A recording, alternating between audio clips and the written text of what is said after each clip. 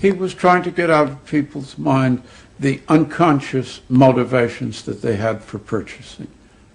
These could be sexual, they could be psychological, they could be sociological, they could be a demand for status, a demand for recognition. There were things that people couldn't verbalize or wouldn't verbalize because they were too secret to them. They were too much a part of their nature, and they would be embarrassed. They would be embarrassed if they came out and said things like this. He would interview people, but not ask them direct questions, but let them talk freely like you do in psychoanalysis. And that was his background. And so he said, why can't we have a group therapy session about products? All right? And so Dichter built this room up above his garage, and he said we can have psychoanalysis of products. They can actually act out and verbalize their wants and needs. What we're going to do is try a couple of these salad dressings. Now let's see what happens. There is our typical housewife. She doesn't follow the instructions. And they could be observed and watched, and other people could comment, and they could talk about it, and everybody could join in. He was the first to do this. This was absolutely the first thing that was ever done. And he had a movie projector up there where you could show advertisements and things like that, and people could react to them. And he invented the whole technique for mining the unconscious about the hidden psychological wants that people had about products. This became the focus group. It worked! Dichter's breakthrough came with a focus group study he did for Betty Crocker Foods. Like many food manufacturers in the early 50s, they had invented a new range of instant convenience foods. But although consumers had told market researchers they would welcome the idea, in fact they were refusing to buy them. The worst problem was the Betty Crocker cake mix. Dichter did a series of focus groups where housewives free associated about the cake mix. He concluded that they felt unconscious guilt at the new image being promoted of ease and convenience. In other words, he understood that the barrier to the consumption of the product was the housewife's feeling of guilt about using it. They basically, on one hand, wanted to make it easy for themselves, but they felt guilty about it. So what you've got to do in those circumstances is remove the barrier being guilt. The way you do that is to give the housewife a greater sense of participation. And how do you do that? By adding an egg. Simple as that. As simple as that. Dichter told Betty Crocker to put an instruction on the packet that the housewife should add an egg. It would be an unconscious symbol, he said, of the housewife mixing in her own eggs as a gift to her husband, and so would lessen the guilt. Betty Crocker did it, and the sales soared. My cake is ready. The consumer may have basic needs that the consumer himself or herself doesn't fully understand. You have to know what those needs are in order to fully exploit the consumer. Is it wrong to give people what they want by taking away their defenses, helping remove their defenses? It seems so much longer than last year. It is. Nearly 4 inches longer in some models. Oh! Dichter's success led to a rush by corporations and advertising agencies to employ psychoanalysts. They became known as the Depth Boys, and they promised to show companies how to make millions by connecting their products with people's hidden desires. Dichter himself became a millionaire, famous for inventing slogans like "a tiger in your tank." Even the marketing of the Barbie doll came from a children's focus group. And so it goes. But Dichter was convinced that this was far more than just selling. Like Anna Freud, he believed that the environment could be used to strengthen the human personality. And products had the power both to sate inner desires and give people a feeling of common identity with those around them. It was a strategy for creating a stable society. Dichter called it the strategy of desire.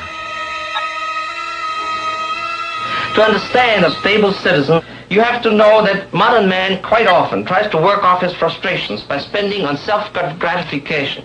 Modern man is eternally ready to fill out his self-image by purchasing products which complement it. If you identify yourself with a product, it can have a therapeutic value. It improves your self-image and you become a more secure person and you have suddenly this confidence of going out in the world and doing what you want successfully. Ernest believed that that would then improve the whole of our society and become the best society on this planet.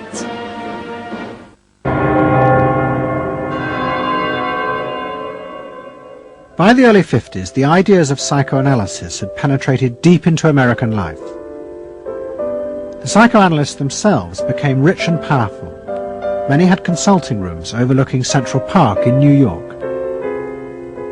Politicians and famous writers like Arthur Miller and Tennessee Williams became their patients. They were seeking not just help, but to understand the hidden roots of human behavior. We were sought after. Washington was interested in what we think. You know, the important writers, important politicians were undergoing psychoanalysis. It was, we had waiting lists because there were so many patients that wanted to be analyzed. So it gave us a little bit of a swellhead. And as the psychoanalysts' ideas took hold in America, a new elite began to emerge in politics, social planning, and in business. What linked this elite was the assumption that the masses were fundamentally irrational.